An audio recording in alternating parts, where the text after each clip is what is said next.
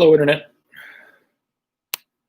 Of course, we are, as usual, starting the stream about 10 minutes early. So, like you've heard me say many times, if you're watching this after the fact, go ahead and fast forward about 10 minutes.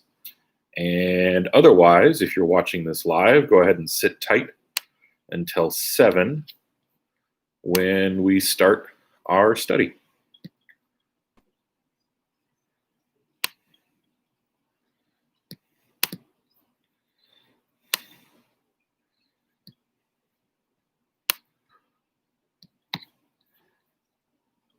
Oh, and I haven't said it yet. We are studying Exodus 19 and 20 today.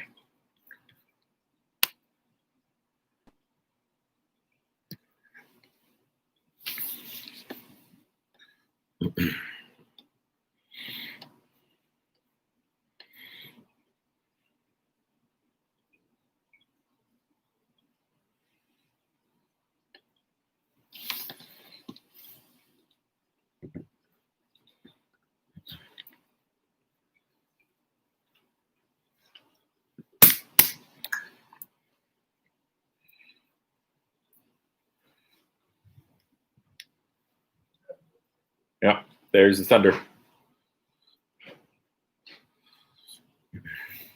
So if you are watching this live, we are about to have thunderstorms here, and they're supposed to be pretty heavy duty. So we might lose power in the middle of the stream. Who knows?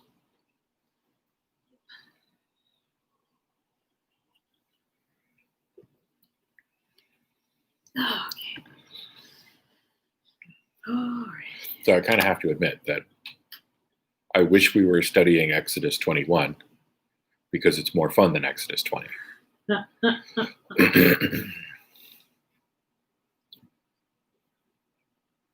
They're like important chapters, but not as much fun as some of the stuff that comes a little bit later.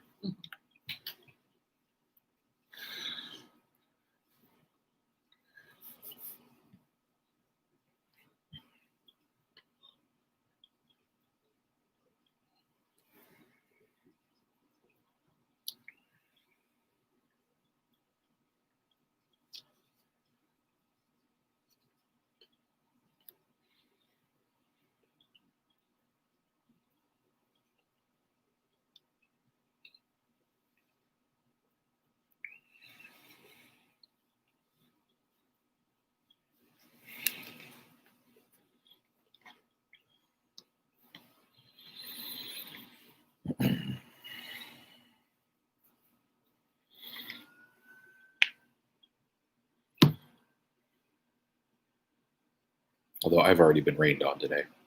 Mm-hmm.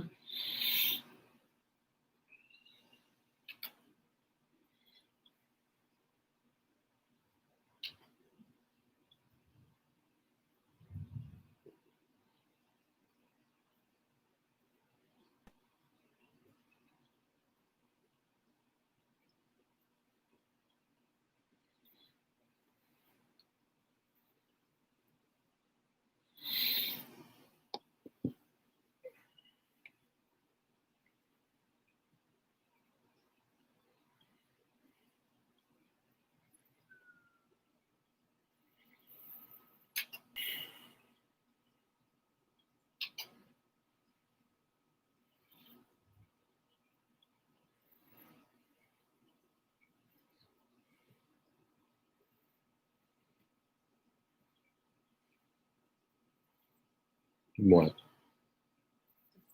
Just dancing because.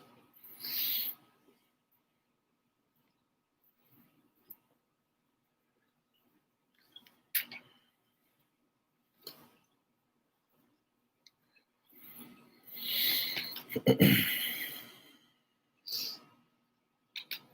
think I want to do some darkroom stuff tomorrow afternoon. Mm-hmm. I was thinking about doing some today.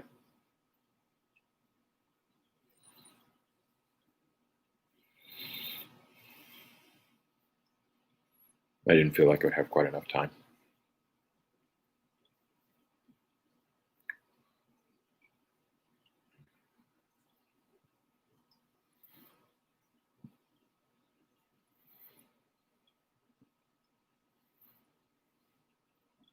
I also kind of wish I had put some film in my camera. Mhm.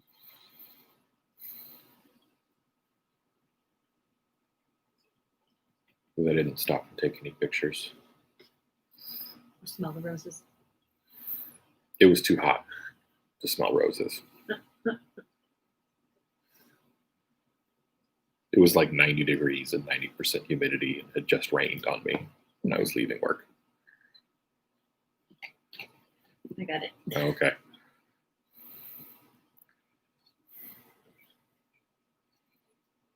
Staying cool. I could say, like, if you're cold, you can go outside for a minute. It doesn't help because then it makes inside feel even colder. Yeah.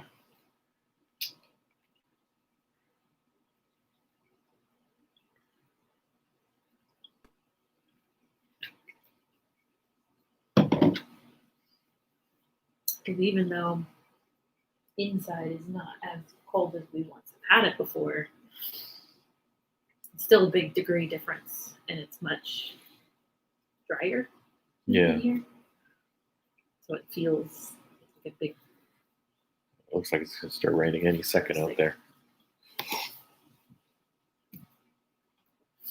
I don't know as much.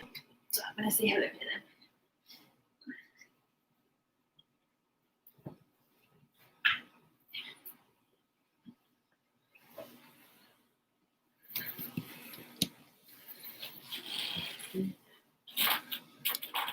I scared them away. I scared them away. They were probably like, "Oh no!" Although the other thing is, seeing as how like all those weather links weren't working, that like I wonder what else isn't. I mean, if everybody's staying home and has nothing to do but watch TV, then the news will basically have told them that the planet's going to explode because of thunderstorms today. So there might be people swamping all the weather sites. Because YouTube was working fine. Yeah. So I don't know why the weather sites it specifically would be slow. Well, I'm just saying there might be slow internet. Yeah. in lots of- Hello. I can finally tell your mom that we finished the lettuce that she gave us Yes. today. Mm-hmm.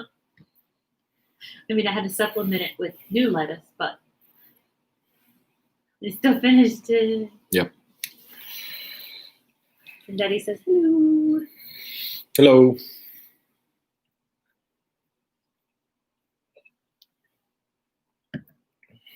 How come you see comments before I see comments? Because I'm special. Okay.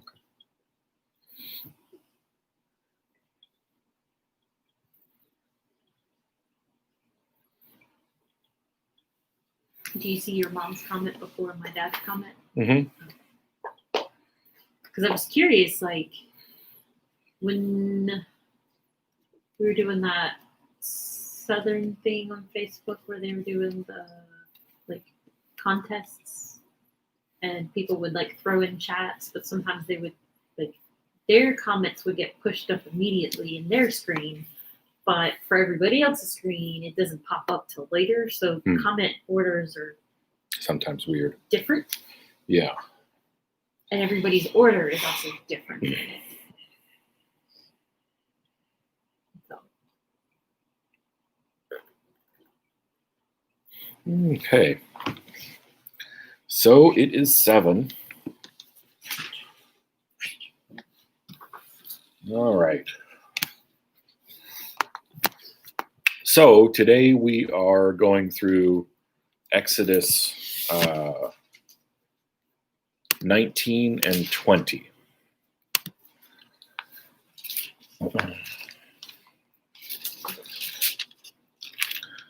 So where we are in our narrative so far is, of course, we've gotten past the 10 plagues. The Israelites have gotten across the sea. They've escaped the Egyptians. They had the manna in the desert and the quail. They've had the water from the rock. That's already happened. And last week they had their battle with the Amalekites, and the narrative is very, I don't want to say cryptic, but it doesn't give you the context of the Amalekites as enemies all in the same place. Mhm. So we talked about how the Amalekites were associated with the Anakim, and the Anakim are associated with Nephilim, and the Nephilim are associated with the flood because they are giants, but not necessarily giants in the sense of huge size, but certainly giants in the sense of the parentage being not normal, which is a little bit different context than a lot of people are used to.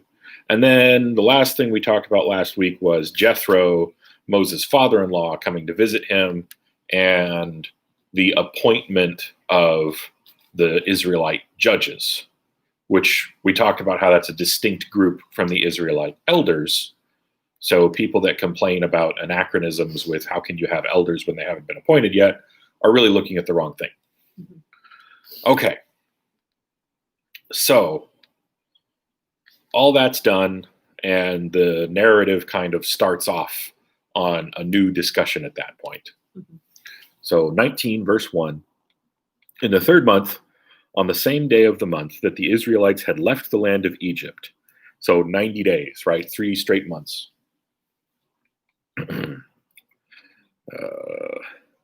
They entered the wilderness of Sinai. After they departed from Rephidim, they entered the wilderness of Sinai and camped in the wilderness, and Israel camped there in front of the mountain.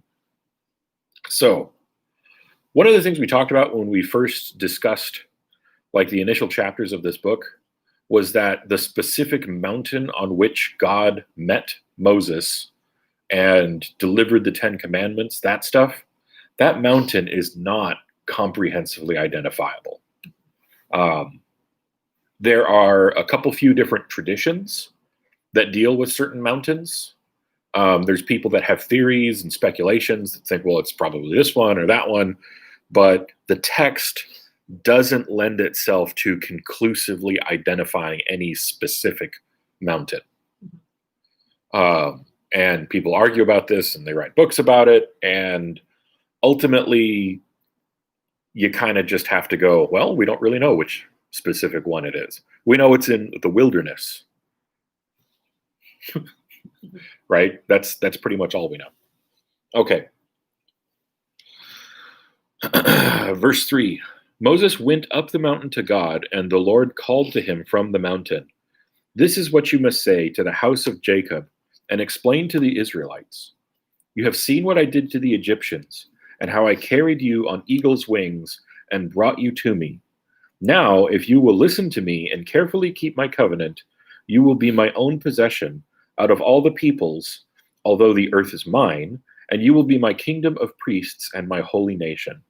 These are the words that you are to say to the Israelites. So this is an interesting theme that starts here with the Israelites being the chosen nation, right? Holy in the sense that they are set apart, right? Obviously, their behavior up to this point has not been what we would define as holy, right? Although that itself would be a bit of a weird discussion, because holy behavior, what does that mean, right? That's in large part, we would identify that with some of our cultural expectations.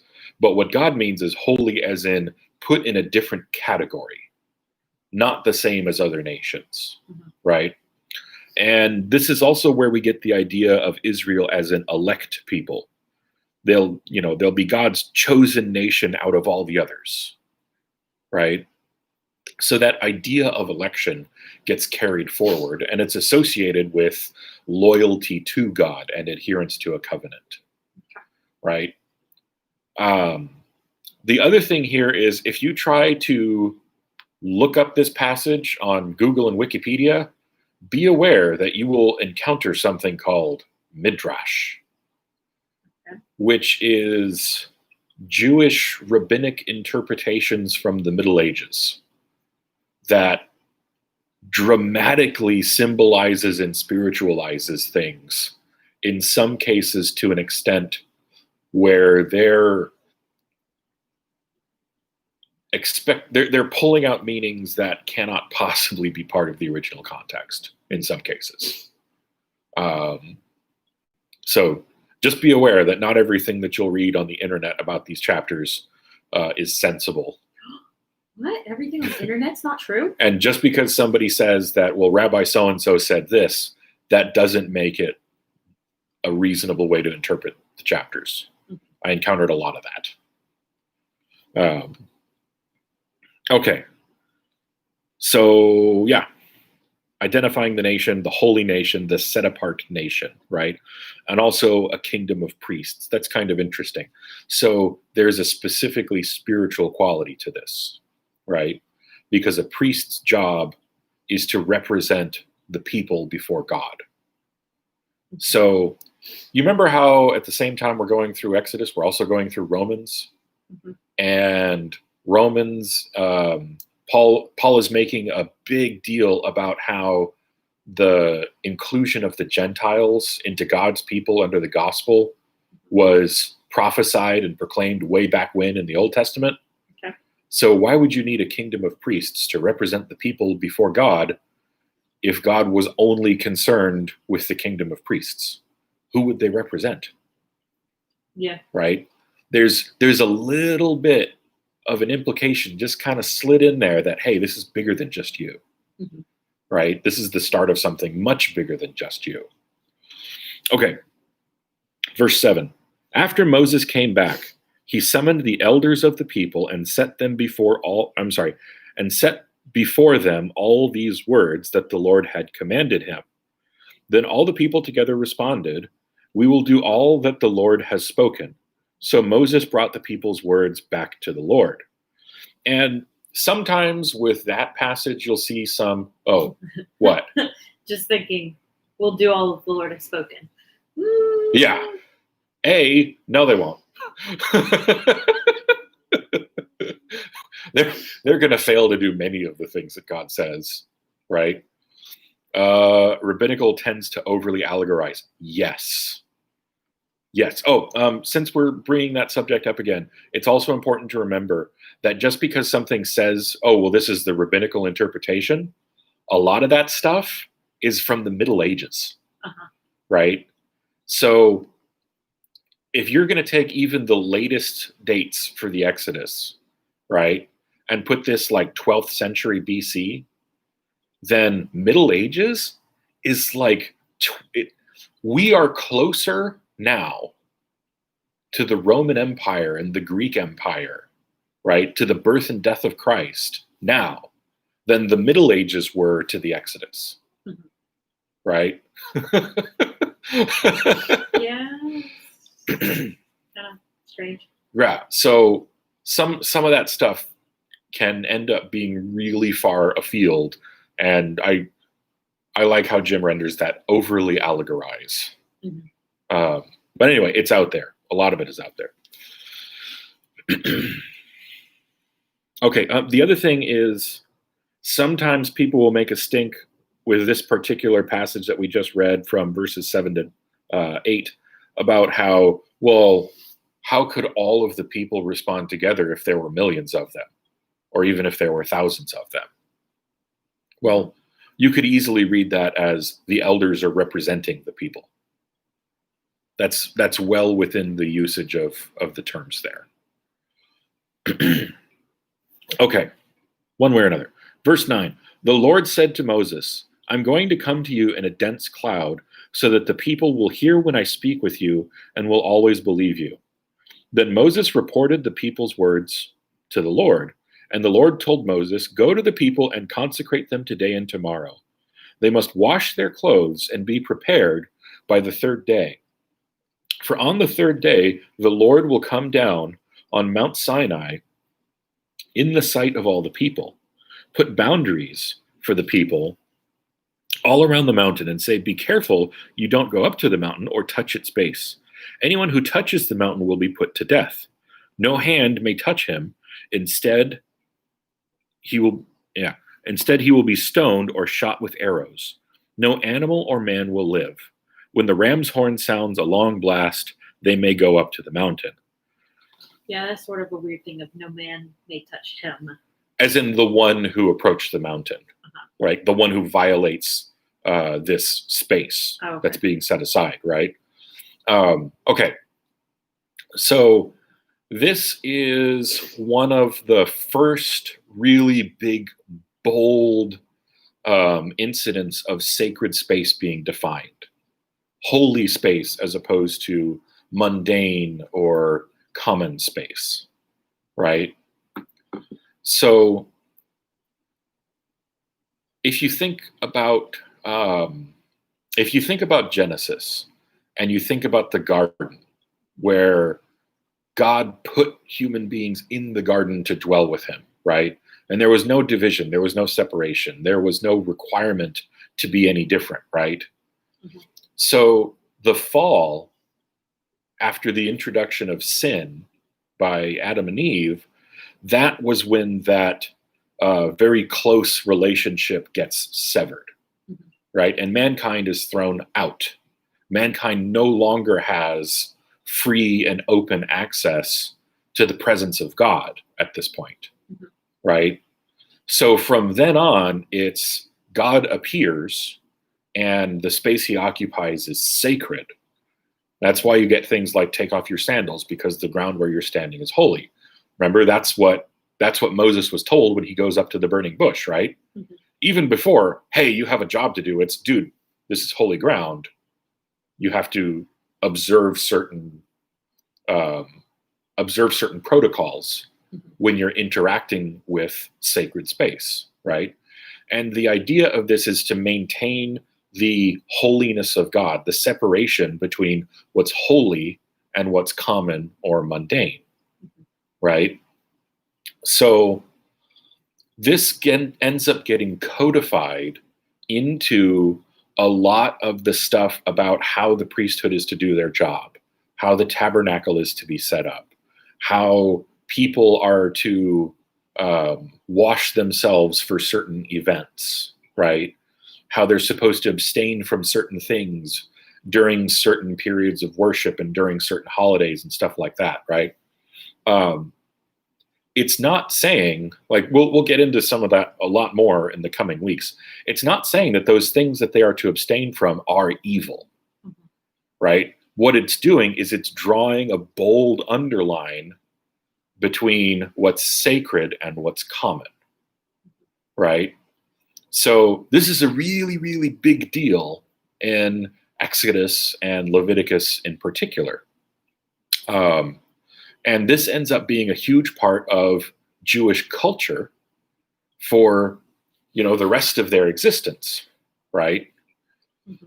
Also, this ends up being a huge deal when in the New Testament, in the Gospels, we're told that the veil in the temple is torn from top to bottom, right? As if by God.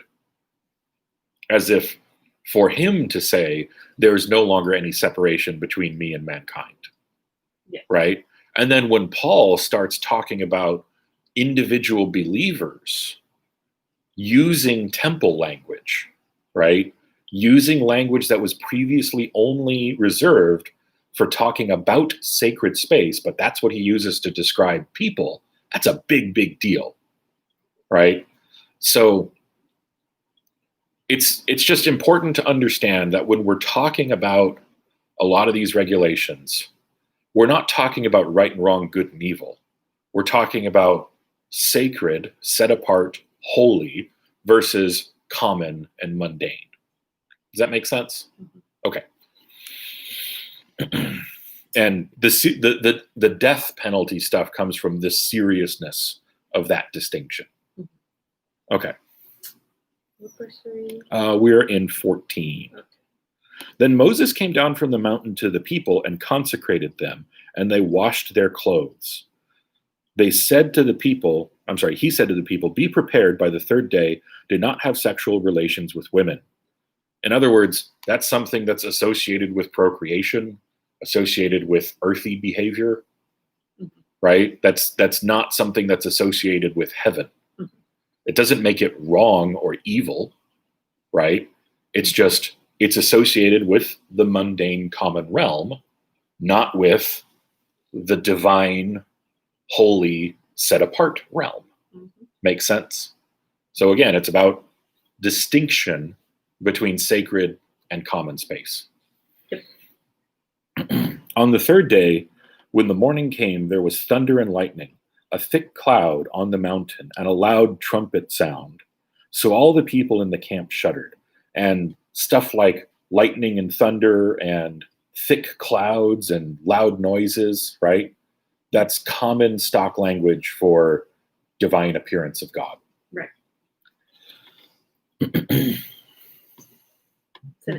17.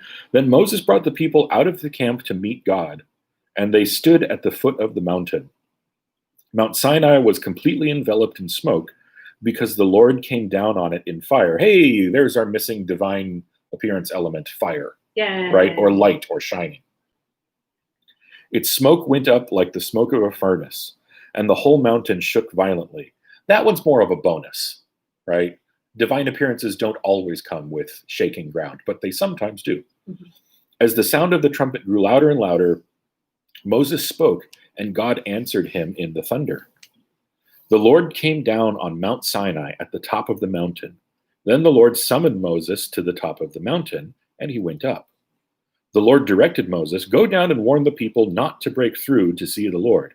Otherwise, many of them will die," because they would be violating sacred space, mm-hmm. right? They have been permitted to approach the mountain, right? They have been sanctified by washing and abstaining from certain things in order to consecrate them for that much interaction, right? But they haven't been given permission and consecration to fully enter sacred space. Mm-hmm. Now, how much different is that than what we get told in the New Testament as believers? Like, just pray to God, mm-hmm. just whenever. Just boldly approach God because he made that possible for you. Mm-hmm. It's very, very different. Yeah. Okay. 20? 20. 20? We already read 20. Otherwise, it's 22. Okay. Then, even the priests who come near the Lord must purify themselves, or the Lord will break out in anger against them. But Moses responded to the Lord, "The people cannot come up to Mount Sinai since you warned us. Put a boundary on the mountain and consider it holy." And the Lord replied to him, "Go down and come back with Aaron. But the priests and people must not break through to come up to the Lord, or he will break out in anger against them." So Moses went down to the people and told them. And we'll find out later that the people are not interested in approaching the mountain. Yeah. Like they want God, they want God and Moses to talk, and then they'll talk to Moses. Yes. Right? Okay. Then the Lord spoke all these words. Now, your Bible, like most Bibles, and mine, has a thing here that says 10 commandments, right? Yes. In Hebrew, these are the 10 words, right? Okay. So there is a bit of a debate between Bible scholars on the Hebrew side and Bible scholars of the more Western persuasion, mm-hmm. right? Over whether or not this is 10 commandments or 13. Mm-hmm. So Hebrew scholars or rabbinical scholars would look at it and say, well, yeah, there's imperatives in there, but there's not 10 imperative. There's 13 imperatives, right? Jim's comment that this is similar to the boundaries of the tabernacle and the temple. Yes. So the construction of the tabernacle, which then gets sort of repeated, the same ideas get repeated in the construction of the temples, right? There's Solomon's temple and the later temple. Those are mimicking this idea of distinctions between what's sacred and what's common. It's also, just since we're on the subject, the distinction between sacred and common is going to get pushed into lots of different aspects of the priestly service and of the way the Israelites are supposed to behave. Mm-hmm. So it's not just about delineating the difference between physical spaces.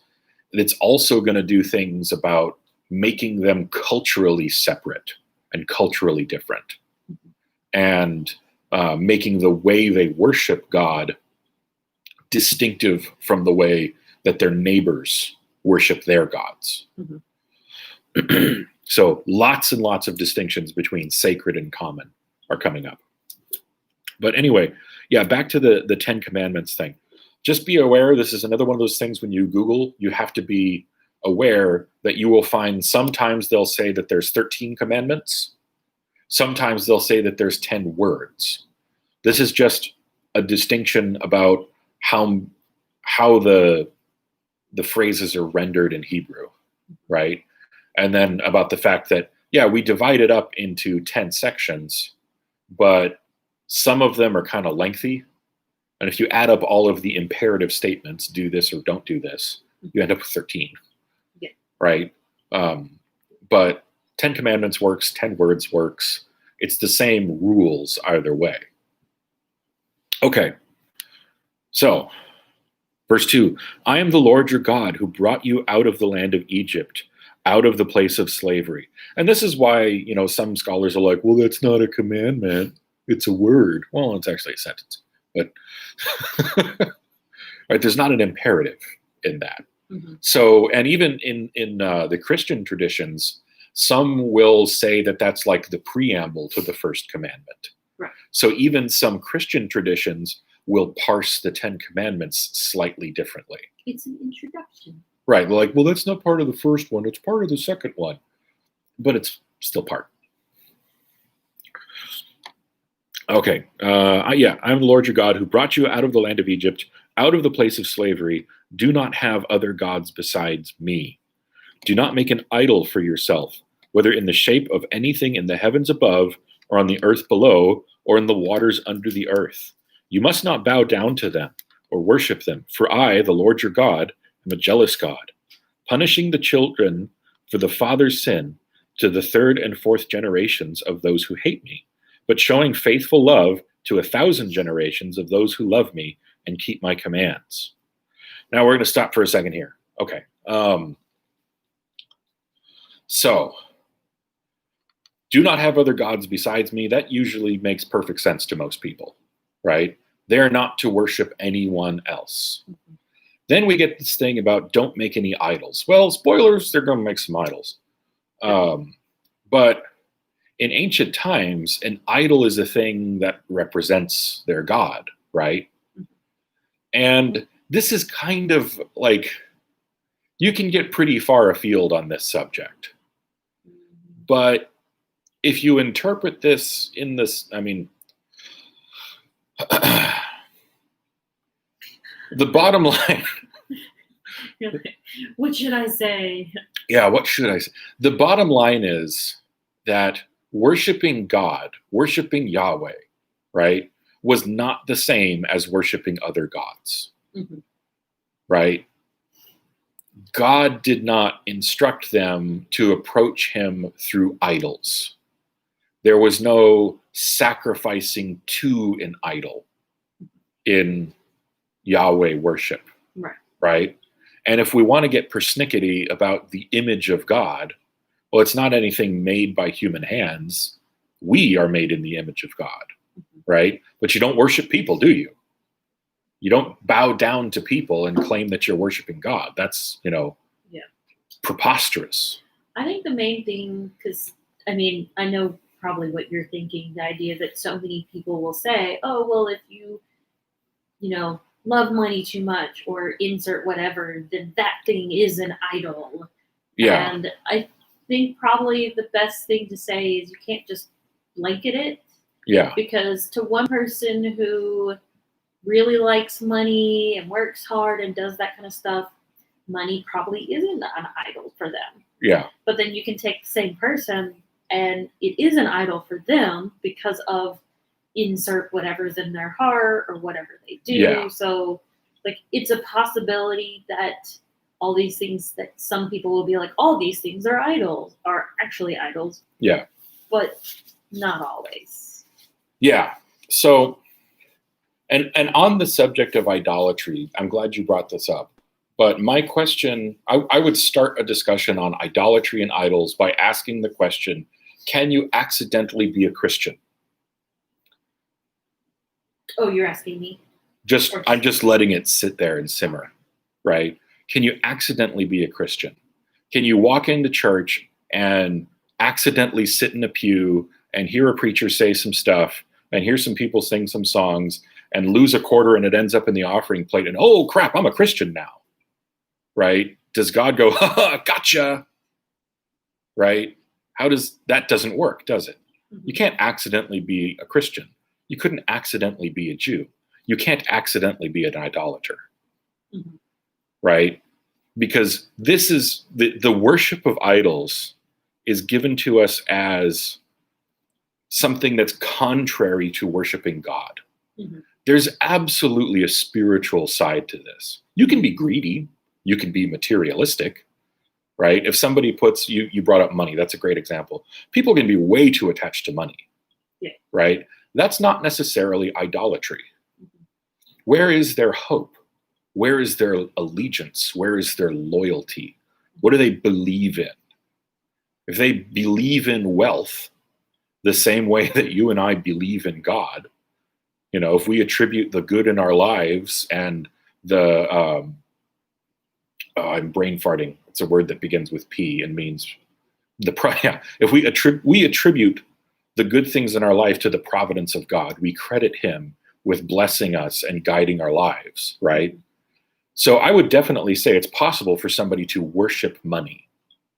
But if you've got money in your pocket and you're happy about that and you're proud of the fact that you worked hard to get that money, or maybe that you sold something to get it or whatever, that doesn't make you accidentally an idolater any more than somebody could wander into a church and accidentally be a believer. Yeah. Right? So I do think it's important to talk about that distinction. Another way to put it is, if you are an idolater, you are not a believer. Right? So if you're a believer, you're not an idolater. It's kind of an either or thing. Yeah. Is your hope and loyalty and belief in God, or is it in something else? It basically starts with the no other gods beside me. Exactly. You can't have both. Right? Okay. Also, some people make a big deal about this whole punishing children for their father's sin to the third and fourth generation of those who hate me, but showing faithful love to 1,000 generations to those who love me and keep my commands. All right. Now, this is something where we have the benefit of many other books of scripture that talk about God punishes the one who sins for what they do. Right? So if your parents or your brother or your uncle or your grandparents sinned in some way and were punished for that, that's on them, not on you. But it doesn't mean that the effects of their sin won't affect the other generations of their family. Right, which we're going to be getting to that pretty soon. We will. And the examples that we have today of alcohol abuse and drug abuse are really instructive examples in this case, right? Because if somebody is an alcoholic, their family suffers. Yeah. Right? That doesn't mean that God is punishing their family. That means that you can't do something like that and have it not ripple out and affect other people, right? In the same way, though, just because your grandfather or your uncle or your brother or your father or your aunt or whoever is a believer, that doesn't mean that for 1,000 generations, their family will be treated as believers, right? Another way to look at this is... Just would reap rewards of past generations. Right. Another way to look at this is, in the society that this is being written to, the idea of collective blessing and collective punishment is totally legitimate, right? So this is something that does not fit in modern Western thinking, right? But okay, so like we live in Grovetown. We're Georgians. We're Grovetown people, Grovetownites, right? So in the idea of collective punishment, if somebody from Grovetown went and committed horrible atrocities against the city of Atlanta, in the collective punishment model, they would be able to come and take revenge on Grovetown. Right. And we would collectively bear that responsibility, Mhm. right? And in the same way, if somebody from Grovetown won some great victory, we would collectively have participated in that under that philosophy, right? Yeah. Just by way of example. So another way to look at this idea of God punishing the children to the third and fourth generation, but showing faithful love to 1,000 generations, another way to look at that is to draw a distinction between, or to draw attention to God's merciful nature, Mhm. right? He will punish evil, but he would much rather show mercy and do blessing. Mhm. So there's more than one way you can look at And that those. punishing doesn't last as long as Right. faithfulness. Right. So there's some people who read that passage and see the contrast. Yeah, the extent of God's love, as Jim says, the contrast between 3 or 4 versus 1,000, shows that the mercy side of things greatly outweighs judgment. Mhm. Right. And I'm not saying you have to accept both readings. Mhm. I'm just saying there are reasonable people that read them both that, on either side of that. Yeah. What I am saying, though, is that the whole generational curse and I'm cursed by God because of stuff my grandparents did, that's bunk. Mhm. Like if you're going to hang on to that, you have to ignore many other passages later on Mhm. that get written about God and the way he judges and forgives. Mhm. And that's not consistent. So are we gonna read and stop each time, or are we No. gonna do groups? I'm curious of opinions on. Well, let's just see how it happens. Actually, we're going to read and stop on the next one, verse 7. Do not misuse the name of the Lord your God, because the Lord will not leave anyone unpunished who misuses his name. I do not like this translation. Really don't. Mhm. Right? Everybody has heard this rendered a different way. I'm going to look at Blue Letter Bible and see how the other translations do this. New Living Translation, NIV, they both say misuse, right? Mhm. ESV and King James and New King James, you shall not take the name of the Lord in vain. The verb there is, hang on, let me switch over to the interlinear.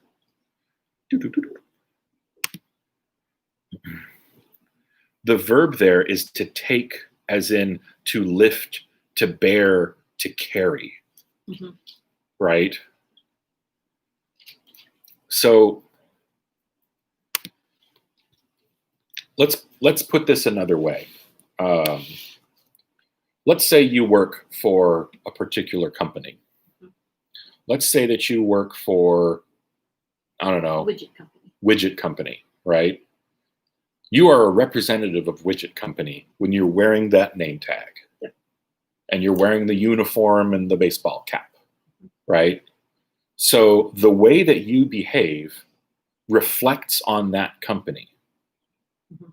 So they're going to say, hey, you need to be aware of how you're behaving when you are representing your employer. Mhm. This makes sense. We understand this. We have laws about this today. This goes to court sometimes. And the idea that employees represent an employer, this makes perfect sense. People who are in uniform, in the military, they have this same feature in their life, right? So that's what that verb is expressing. So if you translate it that way, it's don't bear the name of the Lord your God in vain, right? That is a completely different context than do not misuse the name of the Lord your God. Because what does misuse mean? So Jim's comment, some see this as to not speak things that are not of God or from God, but claiming, thus saith the Lord. So false prophet type. Yeah, false prophet type thing. I can see that. I think, though, that that prohibition fits better in certain of the other commandments, right? So you could still read it that way. You could read it and take more than one meaning from it. There's no rule that says you're only allowed to read one meaning in any of these commandments, right? We just have to make sure that the meanings are sensible. So that is a sensible way to think about that. I think it's also sensible to say that do not misrepresent God. As well, misrepresent, you could take more than one way too. Maybe a better way to do it was do not behave in such a way that you bring shame upon God, but also do not misrepresent God. I don't know why Right? Mushu popped in my head of dishonor on you. Yeah. Dishonor on your cow. Sorry. And honestly, both errors are talked about in the prophetic books when God is sending a prophet to tell the people that, like, you're doing bad things, right? Like, some of them are false prophets that are saying, "Thus saith the Lord," when that's not what he's saying. They're misrepresenting him. Mm-hmm. But some of them are bringing shame to the name of God and causing God to be ridiculed. Mm-hmm. And Jim's other comment, so it's a lot more than just using God's name and cursing. Yeah, it is, right? Especially because there's stuff that we say today that would be considered cursing to another person. Yeah. 50 or 100 years ago. That's perfectly commonplace today. You know what I mean? Mm-hmm. There's stuff that, I mean, this doesn't happen very often, but there's stuff in other languages that's curse words in our language. Yes. There's only so many sounds a human mouth can make, Mm-hmm. right? The Bible doesn't outlaw certain sounds. Yeah. It outlaws behavior. It outlaws... And meaning and intent. Right. So yeah, this is so much more than just using God's name and cursing or not being allowed to say God's name, Mm-hmm. right? There's the practice But it's not a problem, like, because that of not saying God's name at all or even typing it comes up in a bunch of different places, and it goes back to, I think we were talking about it Sunday, I guess, where it's, if it's a conviction to you, then that is fine. Like, Right. There's nothing wrong. There's nothing wrong with having that conviction. Yeah. Now, the practice of not writing the name of God or saying the name of God, that is something that is, like, there's historical attestations of that, right? Mm-hmm. Like the word Jehovah, you know, that comes from a specific historical background, right? Mm-hmm. But the practice of never saying or writing the name of God post-dates the writing of these books. Mm-hmm. So when this was written, it's very likely that people felt free to use the name Yahweh. But later on, the Jewish culture kind of distanced themselves from that and said, no, we're not going to do that. We need to reverence God's name, so we're never going to write it completely. We're going to write it in this way so people know that we're talking about the Lord, Mm-hmm. right? But we won't say the Lord. Right. And, you know, that's kind of like saying, well, let's just always do that so we never get in the possibility of, you know, shaming the name of God. Mm-hmm. Again, like you said, it's perfectly fine to have a conviction, but this commandment does not demand that. Right. Okay, 8. Remember the Sabbath day to keep it holy. You are to labor 6 days and do all your work, but the 7th day is a Sabbath to the Lord your God. You must not do any work. You, your son or daughter, your male or female slave, your livestock, or the foreigner who is within your gates. For the Lord made the heavens and the earth, the sea, and everything in them in 6 days. Then he rested on the 7th day. Therefore the Lord blessed the Sabbath day and declared it holy. So the Sabbath day, the 7th day, it's separate. It's holy. It's not mundane. It's not common. It's different from the others, Mm-hmm. right? So the Sabbath celebration is drawing a distinction between what's sacred and what's common. There's that sacred space idea, only this time it's applied to a day. Also, just to point out, like, this often gets talked about in especially modern sermons, as you need time to rest. You can't just be go, go, go, go, go all the time. Mhm. But the text, even though it says God rested, it's not like God was tired. Yeah. Although I am curious what like the original text word for labor is. Yeah. Because in 9 it says you're to labor 6 days Okay. Well, I have an interlinear right here. Let's just look it up. and do all your work. Yeah. So that word means to work or serve or labor, service, worship. Servant. Mhm. It's the root that gets turned into the word servant or slave. Yeah. So labor is the right way to think about that. But we think in modern terms about, hey, you can't burn the candle at both ends.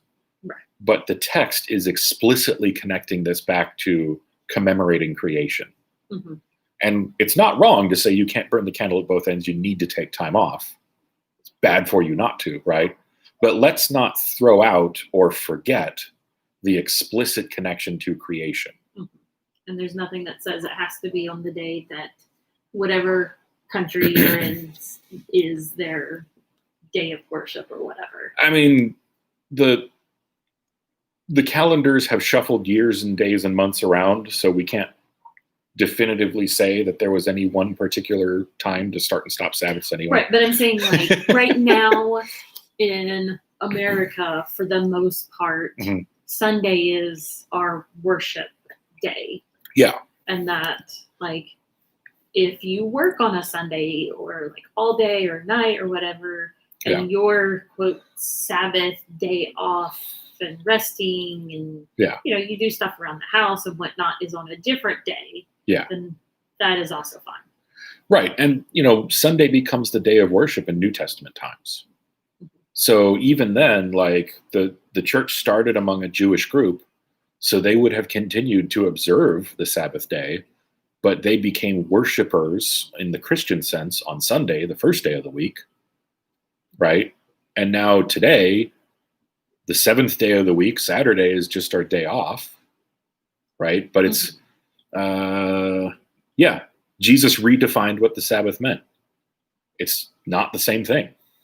Right. Okay. Next one, verse 12.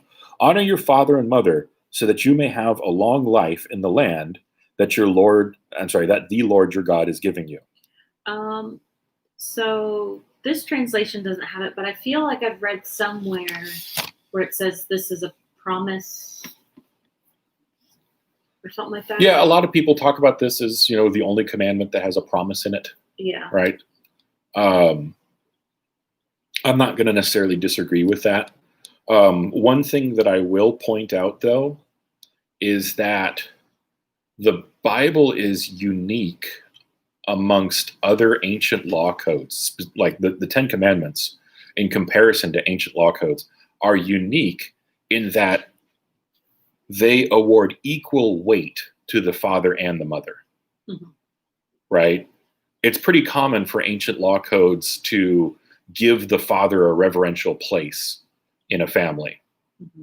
It's not common for the mother of a family to be given equal standing. Right. Which is why they always want to be different. Well, and that's actually going to come up later, in fact, which we'll talk about that soon.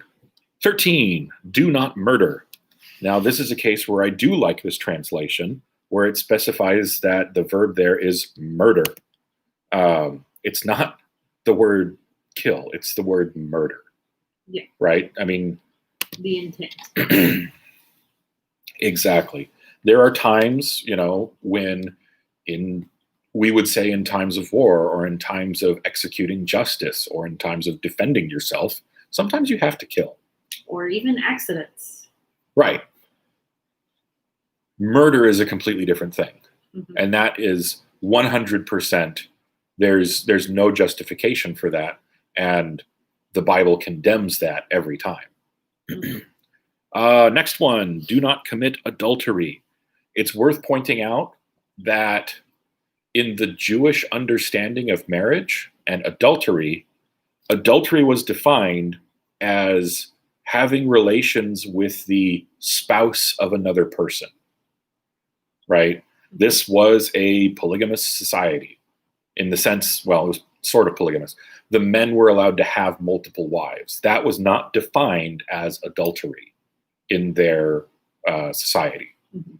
Also, unattached and unbetrothed people that had relations with each other, that was also not considered adultery.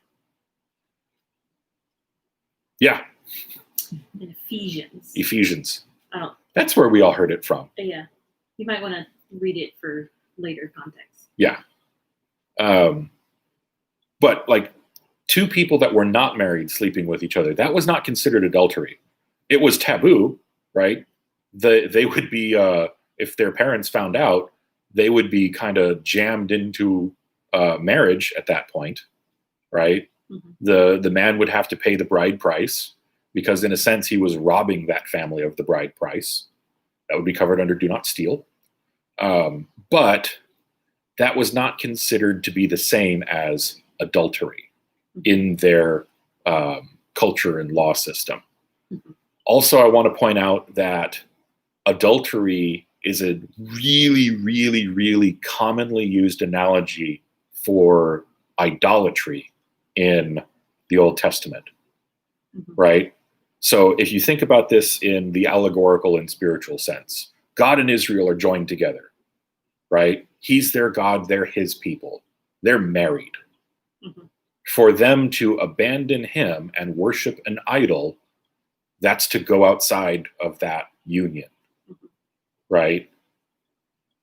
So the reason I think this is important that we remember what the contextual definitions for idolatry were is that the Bible talks about idolatry in other places as an allegorical way of talking about, I'm sorry, the Bible talks about adultery in other places as an allegorical way of discussing idolatry and abandoning God, Mhm. right? So, while in their culture it definitely wouldn't be condoned for unmarried people to sleep with each other, that wasn't in the same bucket, right? Mhm. That was a different bucket that had different rules, and they definitely had strong opinions on that, but they didn't put it in the adultery bucket. Mhm. So we just need to remember that when we're reading those allegorical half idolatry, half adultery passages, Mhm. so we have the right idea about what's trying to be communicated there. Okay, do not steal. Yeah. Do not steal, Yeah. right? But I do want to say like out loud because I don't know if when you post this if these chats are gonna pop up Mm-hmm. about Dad's comment that Oh, about how Ephesians 6 defines honor your father and mother as the first commandment with a promise. Yeah. because I just looked at it real quick and it quotes it and then it adds some more to it. Yes. With the first commandment. So you're saying you want us to read it here in the video? Well, Or just what to we're say, doing right now. hey, people, you should read Ephesians chapter 6, verse 2 in relation to this video. Yeah. There. Anyhow. Okay. Do not steal. We were at do not steal. Okay. Do not give false testimony against your neighbor. This is another case of where I really do like this translation, right? Do not give false testimony against your neighbor. This commandment has a legal context to it. Mhm. The idea is that this commandment is prohibiting lying in court or Mhm. lying during judgment about somebody. Yep. Either to, well, for whatever the reason, it doesn't really matter. The traditional punishment for somebody who lied in court or lied during judgment in the Israelite community was that whatever punishment would have gone to the person that they lied about would go to them. Mhm. So if they lied about a murder, the murderers get executed, the liar would be executed, right? So this commandment has that as its background and context about not perverting justice through deception, Mhm. right? This isn't meant to say or imply that you must rigorously and sometimes thoughtlessly and heartlessly tell the 100% unvarnished truth. So when your child asks, gee, did the dog suffer when he got hit by the car? You don't have to go into a long, detailed explanation of how the dog felt when it expired Mhm. in order to be a good worshiper of God, right? Yeah. That's not what's being talked about here. That's not the context of this, right? Like this isn't meant to prevent surprise parties, which is technically a deception, right? This isn't meant to say, oh, well, when the vile rulers of whatever tyrannical kingdom come and ask for, is whoever innocent person here so we can kill them? You know, the common example is Nazis and Jews, right? Mhm. This isn't meant to say, oh, I guess I better tell them where all the Jews are so they can kill them. Yeah. You know what I mean? So this commandment is about not perverting justice through deception and lies. Mhm. This isn't saying that you have to tell the truth even when it's hurtful to people, Yeah. or else you are being wrong, Mhm. right? That's a completely different. Tact is allowed. Yep. Okay. Do not, 17. 17. Do not covet your neighbor's house. Do not covet your neighbor's wife, his male or female slave, his ox or his donkey, or anything that belongs to your neighbor. And the idea here isn't that it's not just that you admire what your neighbor has, Right. right? It's that you desire it to the point that it causes you to behave badly. Right. To causes you to sin because of your desire for something that your neighbor has. Mhm. So if your neighbor has an awesome car or a cool house or a really sweet dog, right? There's nothing wrong with saying, wow, that's really neat. That's pretty awesome. I wish I had a cool dog, right? Or I wish I had that car. That doesn't instantly make you, deserving of hellfire and damnation. Right. You are supposed to not allow that legitimate desire to drive you to do evil. Right. And that makes sense. That's reasonable. Okay. Verse 18. All the people witnessed the thunder and lightning, the sound of the trumpet, and the mountain surrounded by smoke. When the people saw it, they trembled and stood at a distance. You speak to us and we will listen, they said to Moses, but don't let God speak to us or we will die. So they're cool with the not approaching the mountain thing, right? Moses responded to the people, don't be afraid, for God has come to test you so that you will fear him and not sin. Like, this is the same God that we started this whole thing by saying, he's the guy that rescued you from slavery and the Egyptians. Mhm. The list even starts with he's the ones that brought you out of slavery, right? And I assume the God has come to test you is like the actual, like, he's actually testing them, as opposed to the quote of to fear God is not to necessarily be like, oh, I'm afraid. Right. But Right. like this is like actually, he's actually testing them. It's test in the sense of prove, Okay. not test in the sense of, well, you got a C on that one. It's not a way that we always use that word anymore, right? One way to think about this, if you've ever gone fishing, right? If you say, well, how strong is your fishing line? You might say, well, it's 20-pound test, meaning it's proven to be able to carry that much. Mhm.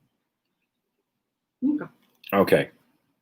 All right. So God has come to test you so that you will fear him and not sin. 21. And the people remained at a distance as Moses approached the thick clouds where God was. So this is one of the first times that the people of Israel do what they're supposed to. Mhm. Sadly, they're not going to do it very often. We know that because we read the rest of the book. Okay. Yep. Verse 22. Then the Lord told Moses, this is what you are to say to the Israelites. You have seen that I have spoken to you from heaven. You must not make gods of silver to rival me. You must not make gods of gold for yourselves. Okay. So we've already had the commandment about don't make any idols. Don't make any images, right? Well, if we know the book, we know what's coming. The golden calf incident is coming. Yeah. right?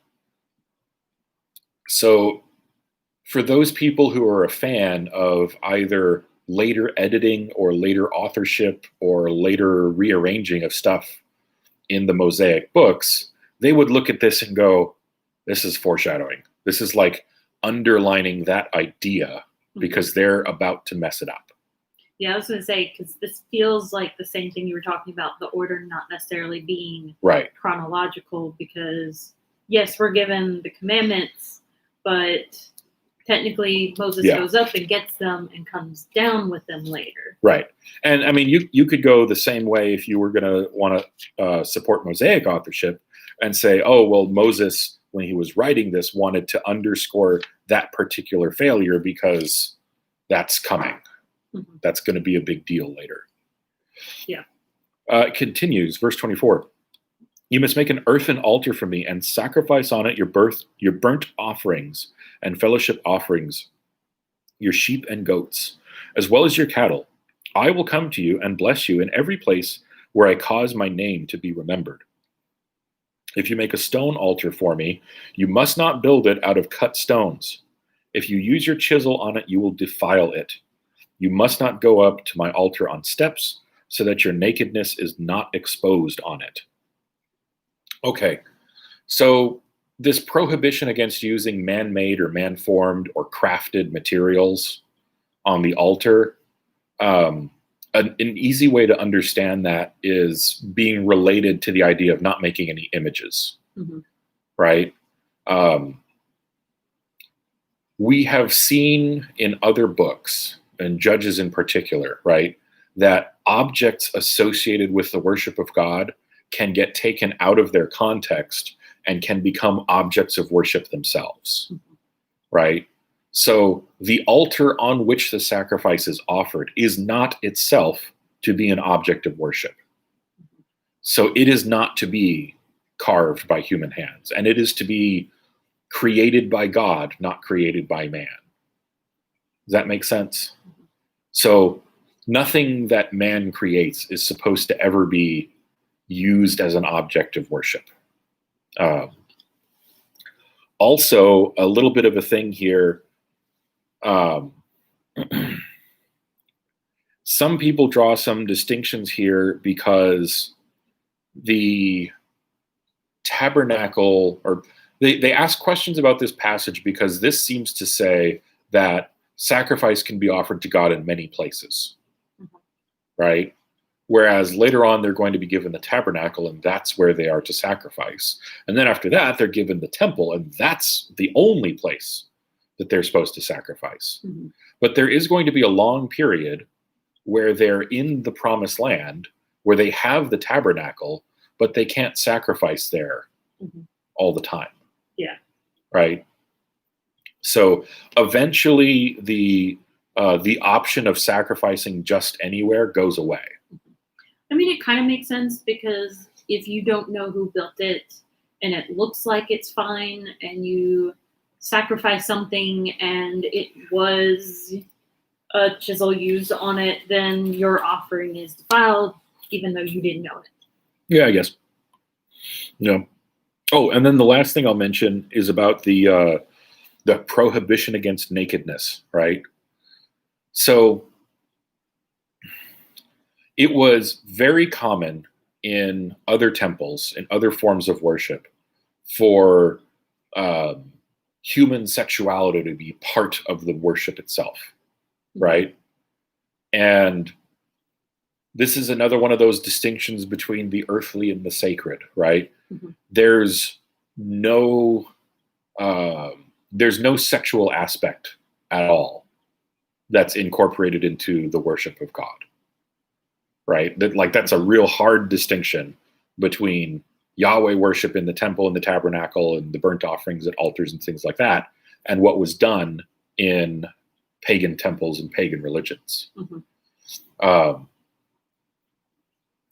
So some people will try to connect this passage to certain other passages that deal with nakedness. However, those other passages, we'll get to a few of them. Those other passages are actually describing improper relationships of a sexual nature between family members that are abhorrent to God. Yeah. So you just have to be careful of that, because there is an idiom in Hebrew of, this era that uses the idiom to see the nakedness of as a euphemism for an abhorrent practice, right? I mean, that obviously wouldn't be allowed in temple worship anyway, but we do need to be careful to not draw connections where they aren't intended, because in that case, we're talking about a completely different thing. And we'll actually get to that somewhat soon. Okay, so that wraps up the 10 Commandments. I'm sorry, we're running just a little bit long right now. The next series of things that we're going to read is going to seem really off the wall, right? And before we get into that next week, I just want to point out that these sort of like case examples that we're going to read about in the coming chapters are not meant to be necessarily prescriptive, right? They're supposed to be looked at as examples of how you would apply the commandments, examples of how you would apply the spirit of the commandments, right? Not as extra stuff. Right. They are not commandments in and of themselves of the same weight. They're examples of how would you apply the 10 Commandments to these kinds of situations that you might experience, right?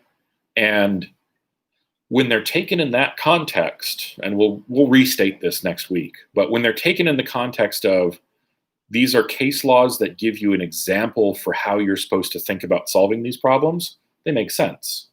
When they're taken as orders, then things get a little weird. Yeah. Right? So as we continue in the next couple chapters, we need to think about what is being communicated. What is the meaning behind these things? What's the lesson? Right? Yeah. Because in certain of these things, like there's one particular thing that talks about. Are you spoiling too much for next week? I'll slightly spoil, but it's okay. There's one particular passage that talks about, like, if a child strikes their father or mother to wound them, then they're to be brought before the judges and put to death. Right? That's not saying that you have to kill your child if your child hits you. Because what 3-year-old doesn't hit people?